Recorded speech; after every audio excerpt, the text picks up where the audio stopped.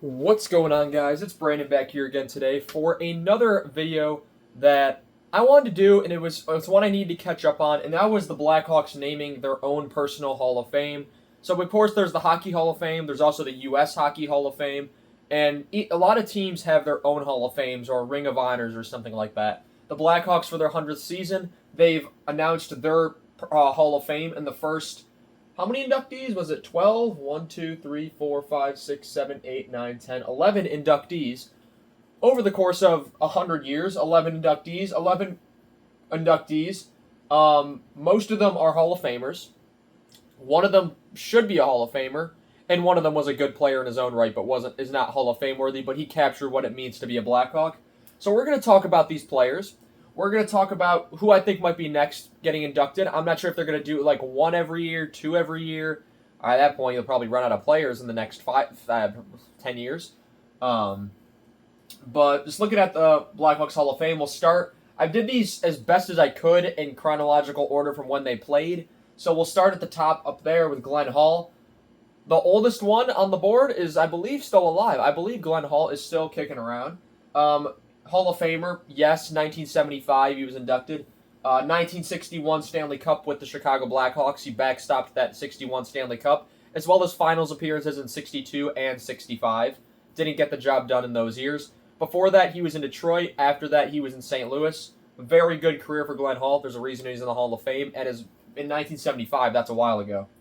Another Hall of Famer from 1975 class, Pierre Pilote, was the anchor of that Blackhawks defense for the 1961 Stanley Cup. Number 3 is retired by Chicago, just as the number 1 is retired by Chicago for Glenn Hall. So overall, Pierre Pilote, very solid defenseman, was anchored that back end. And another big reason of why the team won a Stanley Cup when they did in the original 6 era. I want to do a video on the original 6 era. That's something I'm thinking of doing in the upcoming weeks going into the season. But we'll get into that another time. What was I going to say? Pierre Pilote spent his entire career with Chicago, except one season I believe he spent with Toronto. So, overall, one of those guys that just defines a Blackhawk, if you ask me. Then you get to the two big names. Glenn Hall, Pierre Pilote, they're known, but they're not the household names that Bobby Hull and Stan Mikita are. Bobby Hull could have been considered the greatest player on the planet at one point, and Stan Mikita was he was Batman and Stan Mikita was Robin. Or vice versa, or whatever superhero duo you want to do. Because not only were they great players, they innovated the game. They were the creators of the curved stick, both Hall of Famers in 1983, both Stanley Cup champions as well in 1961, so that's 4 1961 champions right there. Both Hall of Famers, both Blackhawks for life when they were in the NHL, except for Bobby Hull when he went to Winnipeg and Hartford, when he went to the WHA.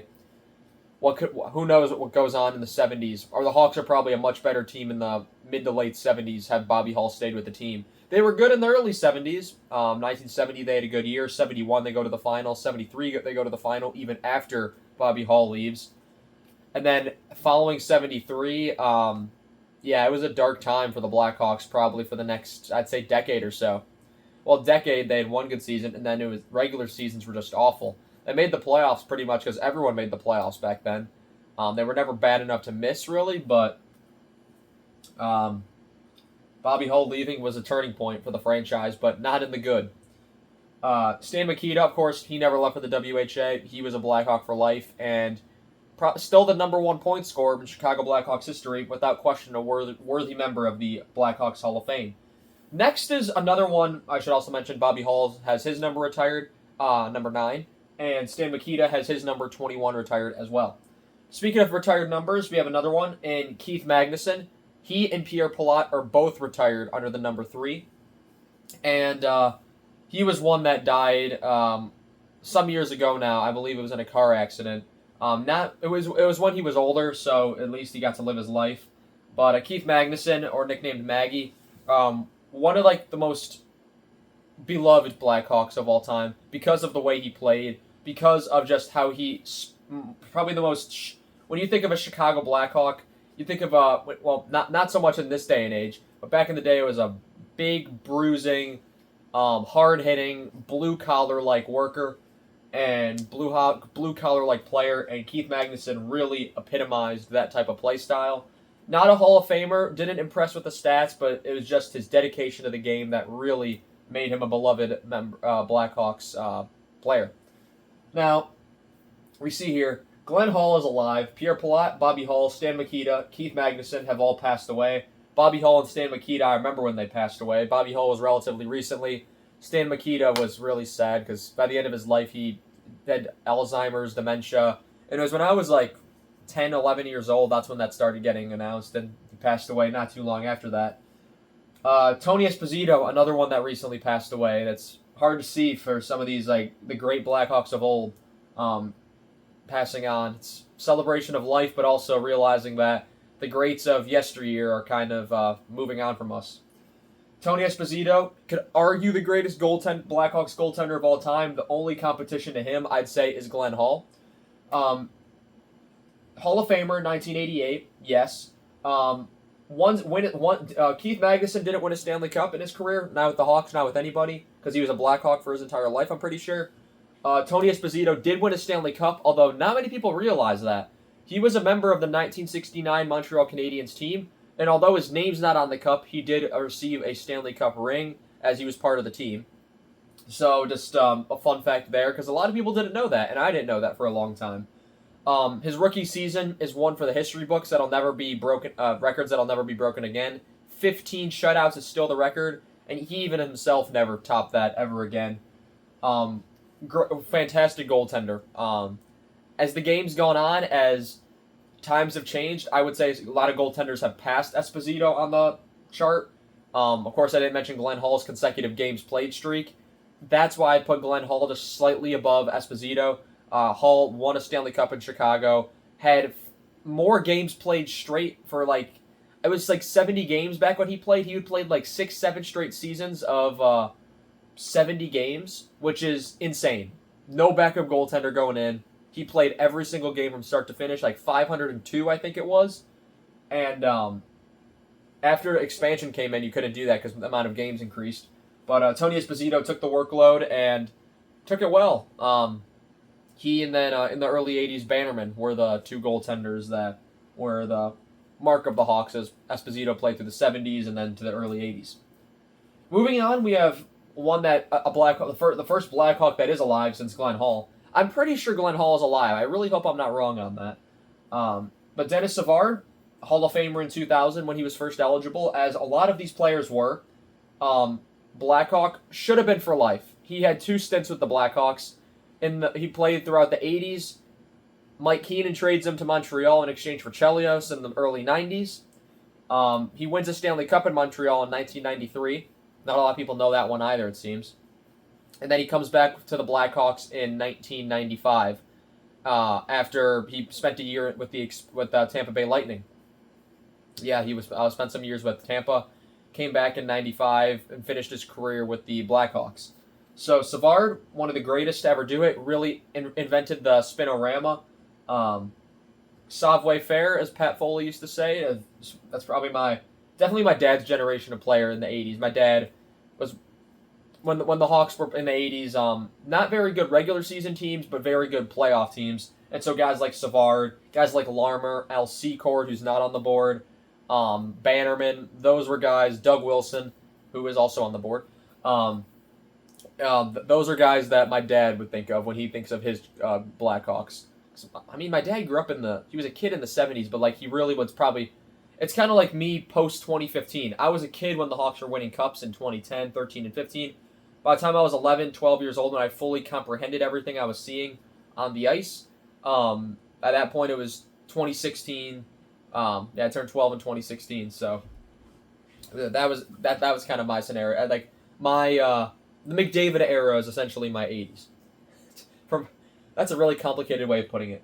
Anyway, Steve Larmer, not a Hall of Famer, absolutely should be. Pat Foley has said for years that Steve Larmer should be in the Hall of Fame.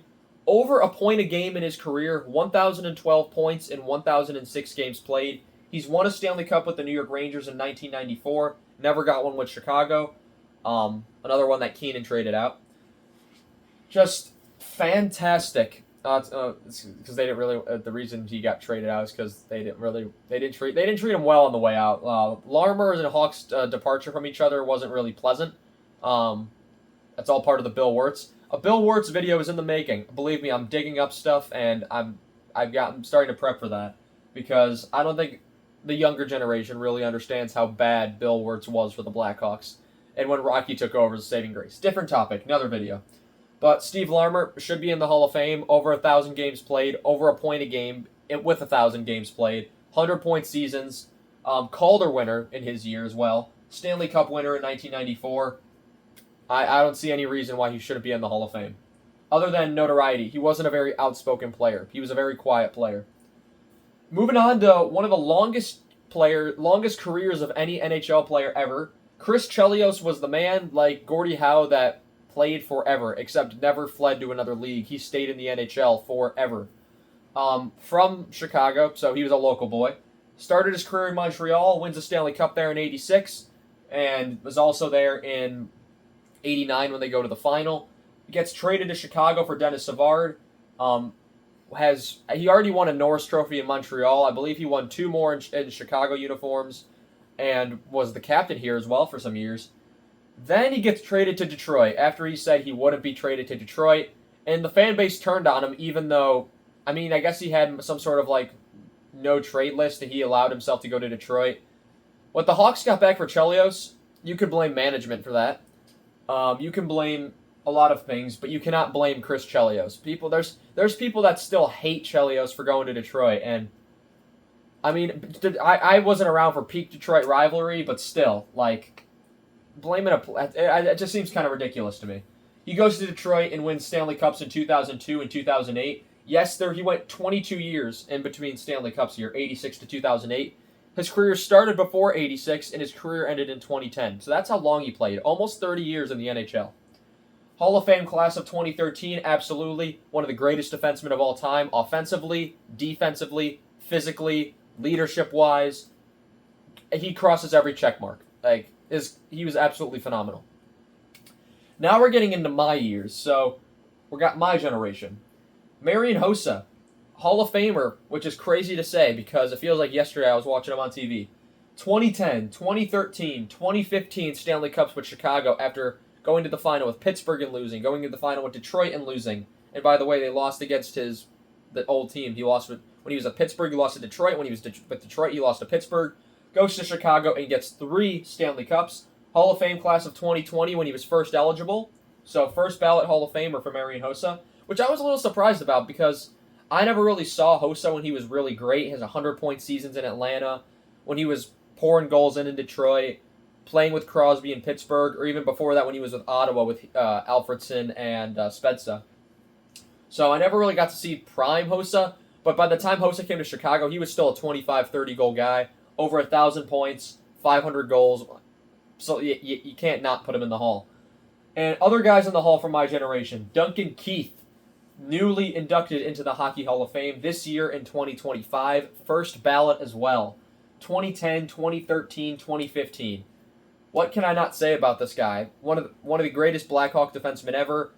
2-time Norris Trophy winner in 2010 and 2014. Conn Smythe winner in 2015. And probably the second best defenseman of, I would say, his generation, but I'm debating whether or not what I call Erik Karlsson, since Karlsson's drafted 8 years after him. I guess I consider that another generation. I would say Keith would be the top best defenseman of his generation, or he's in the top 3 if that's the case. You can't really. He's got 2 Norris trophies in this era when it seems like a different guy was getting it every year. Karlsson kind of broke that when he got 3, but remarkable. Now, the question I have is, who is going to be next? Because there are a lot of guys that there's some that I was surprised that didn't make it, but also you have to you want to be able to add people in the future, so you don't want to add too many. I was surprised Larmer got in on the first ballot. I think that's respect that he deserves. I was just surprised because he's not really recognized for much, just in general, by the NHL. But I will start off at the top, and the first guy I thought of was Brent Seabrook. Brent Seabrook is not going to the Hall of Fame. Of course, he was inducted into the Hall of Good. If you follow that Instagram account, shout out the Hall of Good on Instagram. 2010, 2013, 2015 Stanley Cups. Very clutch defenseman in the playoffs. Overtime goals for days. Very hard-hitting. Great leader on and off the ice.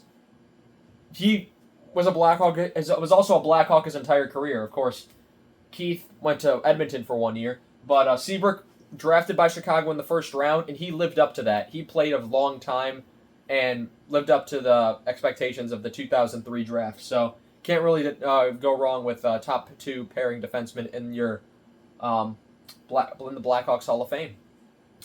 Speaking of defensemen, we also have Doug Wilson, Hall of Famer, 2020 inductee, same class as Marian Hossa. Was with Chicago a long time, played with San Jose near the end of his career, and was the general manager in San Jose as well for a very long time before he stepped down due to health-related reasons. Guy who played a long time with the Hawks. I would expect him to be a shoo-in for the next class that comes into the Blackhawks Hall of Fame. Other two that people don't really talk about, Dennis Hull and Pit Martin. Pit Martin, of course, was part of the return for Phil Esposito. Phil Esposito would have been in this first part had he never left Chicago. Just imagine if the Hawks never... Hawks have made some really trades in the past. That's another video we can do, the worst trades of all time in Blackhawks history. And Phil Esposito one's on there. Hasek's on there too. Roenick, Chelios. Pretty much any guy that left the Hawks in the 90s. I mean, yeah. But Dennis Hull and Pit Martin, of course, Dennis Hull was overshadowed by Bobby Hull. But Dennis Hull was called the Silver Jet, while Bobby Hull was the Golden Jet. So he still had a nickname, and he was still great. Pit Martin, even though he's not Phil Esposito, very good Blackhawk, and I have no complaints about him. Jeremy Roenick, finally inducted in the Hall of Fame in 2024. I get why they didn't induct him for a long time. It's when guys from the committee that were played in the 90s and played against Roenick that got in, like Sakic and Ron Francis was on that committee. I think guys that actually played against him and knew how good he was finally were the ones to get him in there. Of course, there was a lot of controversy with what he said, and the NHL didn't like him because he was a guy that would say whatever was on his mind, and that's why he was my dad's favorite player. 500 goals, 1,300 points, probably the second, third greatest American to ever do it. If you got your Mount Rushmore of American players, right now it's still Joey Mullen, Mike Modano, Jeremy Roenick, and Patrick Kane. Austin Matthews would be the 5th name on there because by the time he's done, absolutely. But for now, that's at least my personal one. But moving on, Corey Crawford. Not so much of what he did for the team, it's what he was a part of. That really could have been the backup on that 2010 team. If they could have moved Huey, never signed that contract, and it was Niemi and Crawford, or they re-signed Javi Bulin and they don't sign Niemi. So you have Javi Bulin and Crawford in net, or Niemi and Crawford, and he gets 3 Stanley Cups, and one of those as a backup, 2 as a starter. It would have been remarkable, but he's only the starter for 2013 and 2015. 2 Stanley Cups, I'm not sure he's going to complain about that. Blackhawk for life, although he did sign in New Jersey, he never played a game. 2016, he was his best season in the league. Wasn't a Vezina Finals, but he was a top 5 goalie in the league that year, and was never considered an elite goaltender, but he was considered a good goaltender, or at points a great goaltender, especially in some series in the playoffs. He had some bad playoffs. Don't get me wrong. 2014 really sticks out. But he had years where he was phenomenal. 2020 sticks out. 2016 sticks out. And there were points in 2013 where it was either going to be Crawford or Kane for the Conn Smythe. Then you have the last one on the board, and he's a Hall of Famer from 2011. Ed Belfour won a Stanley Cup in 1999 with the Dallas Stars. He went to the final in 92 with Chicago. Ended up in San Jose before he went to Dallas. And then he was in Toronto, and then he was in Florida.